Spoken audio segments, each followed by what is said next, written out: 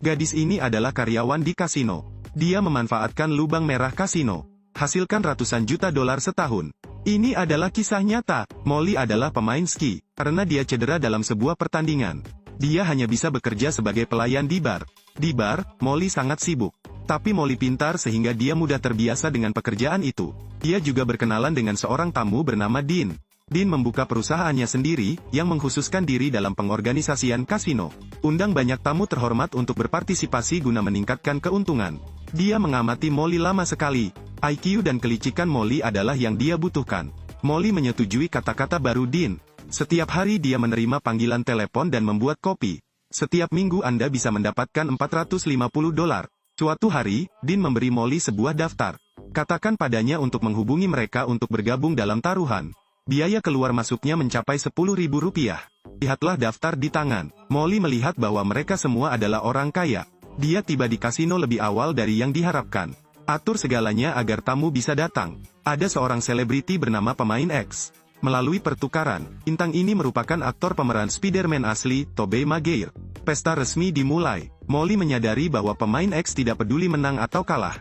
Setiap taruhan adalah kekalahan telak. Dia datang ke sini hanya untuk bersenang-senang. Dan Molly juga mempelajari beberapa trik hebat di atas meja. Tunggu sampai taruhan berakhir, kata dekan. Lain kali Anda ingin berpartisipasi, Anda harus memberi Molly sejumlah biaya. Orang kaya tidak peduli dengan uang ini. Begitu saja hanya dalam satu malam, Molly dengan mudah memenangkan $3.000. Selama periode berikutnya, Molly juga menemukan pelanggan baru untuk kasino tersebut. Pertama dia pergi ke kasino lain. Kemudian temukan beberapa gadis panggilan. Katakan pada mereka untuk menjaga pelanggan besar. Jika Anda menarik satu orang, Anda mendapat $1.000. Bahkan ada persentasenya. Di bawah upaya Molly, kasino telah berkembang menjadi ratusan orang. Biaya yang dikumpulkan Molly meningkat dari hari ke hari. Dengan sangat cepat dia membeli rumah dan mobil baru. Tapi Dean merasa tidak enak. Kasino kehilangan kendali Anda. Dia sadar dia tidak bisa meninggalkan Molly. Dia menemukan Molly, dan memberitahunya bahwa dia tidak akan lagi membiayai gaji mingguannya sebesar $450. Jika Anda tidak puas, biayanya akan hilang. Malamnya, Molly menerima panggilan telepon dari Dean. Kamu hanya pion, kamu dengar? Dia dipecat. Dean tidak tahu dia berbeda sekarang. Dia memiliki sumber daya yang kuat di tangannya. Molly menarik tabungannya untuk menyewa kamar di hotel bintang 5. Beli papan catur, undang gadis cantik, siapkan anggur enak. Dia mengatur kasino dengan sangat mewah. Molly kemudian mengirimkan pesan singkat kepada tamu Dean. Beritahu mereka bahwa kasino telah berpindah lokasi. Ketika mereka tiba, Molly mengatakan bahwa dialah pemilik tempat itu. Mari kita mulai. Semua pelanggan memilih untuk tetap tinggal. Bagaimanapun, mereka dihentikan oleh Molly. Sama seperti itu, Molly sangat sukses. Esokan harinya, Molly pergi menemui pengacara. Tanyakan masalah terkait tentang kerentanan kasino. Molly hanya memungut tarif tol yang tinggi. Tapi jangan pernah mengambil uang tunai di kasino. Jadi tidak dianggap ilegal. Namun bisnis Molly semakin berkembang. Dia menjadi ahli kesadaran metal sejati. Namun baru-baru ini, dua pengunjung menarik perhatiannya. Satu orang, Brad, tidak tahu cara bertaruh. Dia belum memenangkan satu pertandingan pun. Namun besarnya uang yang hilang tidak membuat Brad khawatir. Yang Molly temukan, Brad punya yayasannya sendiri. Dia sengaja kehilangan uang untuk menarik para pedagang agar berinvestasi pada hedge fund yang dikelolanya. Brad terus-menerus kehilangan $8 juta, namun mendapatkan kembali investasi lebih dari $40 juta. Dan Harlan, pemain yang terampil. Dia tidak seperti orang lain. Tidak punya banyak uang, tapi tekniknya sangat bagus. Datang ke sini untuk memenangkan uang. Harlan memenangkan jutaan dolar. Saat Harlan menghadapi Bart, Brad sangat senang setelah membaca artikel tersebut. Membuat Harlan sedikit ragu. Harlan menganggap Brad punya kartu bagus. Karena untuk amannya, dia memilih melipat. Alhasil, Brad menunjukkan kartu rendah. Kecil tidak bisa lebih kecil. Harlan marah dan tidak tahu harus berbuat apa. Setelah itu, Harlan terus-menerus kehilangan seluruh uangnya. Kehilangan lebih dari $1 juta.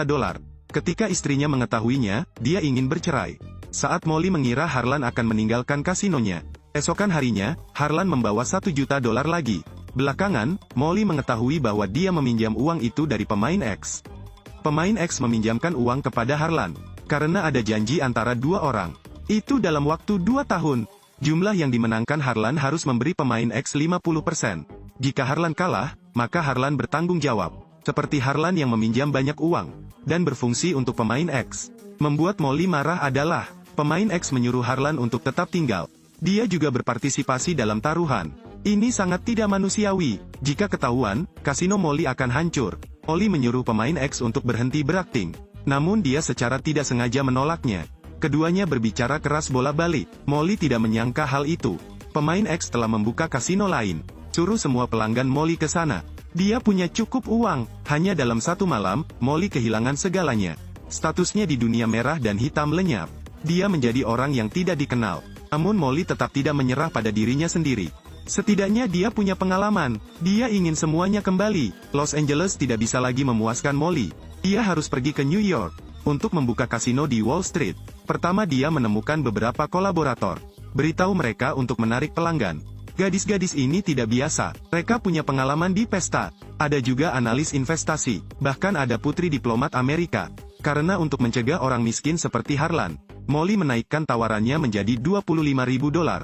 Kenyataan membuktikan bahwa Molly benar. Skala kasino lebih besar dari sebelumnya.